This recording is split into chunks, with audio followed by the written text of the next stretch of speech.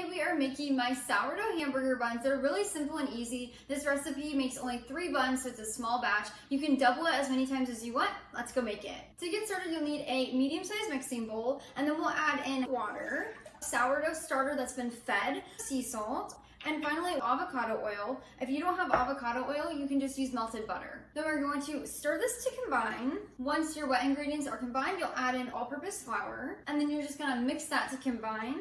It should be a little bit shaggy. Use your hands to kind of combine it into a bowl. Knead this by hand for about 2 minutes. You're going to place it back in your mixing bowl. A lot of people will tell you you have to clean your bowl. I never do it. So now we're gonna let our dough sit on the counter at room temperature for about 10 to 12 hours until it's doubled or tripled in size and there's tons of air bubbles. It's been about 24 hours since I left you. I let the dough bulk ferment on the counter for about 12 hours, and then around 10 o'clock last night, I put an airtight lid on this and popped it in the fridge until this morning. So to continue this recipe, you'll want to grab a baking sheet pan and line it with parchment paper. So now we're going to just divide this into 3 even pieces.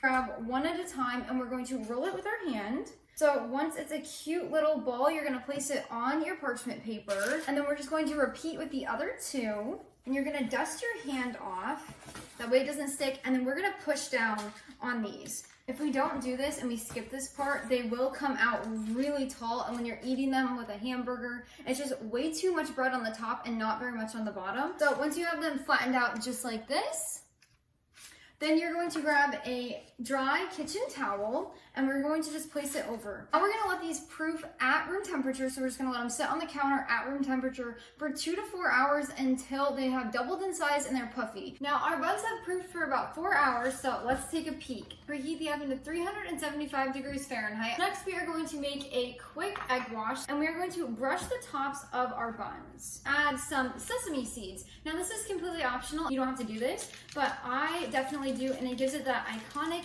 hamburger bun look like you would get at a restaurant or in the grocery store. And bake them for 20 to 25 minutes at 375 degrees until they are fully baked. And that is how you make my sourdough hamburger buns. And they are so much cheaper to make than buying store-bought buns.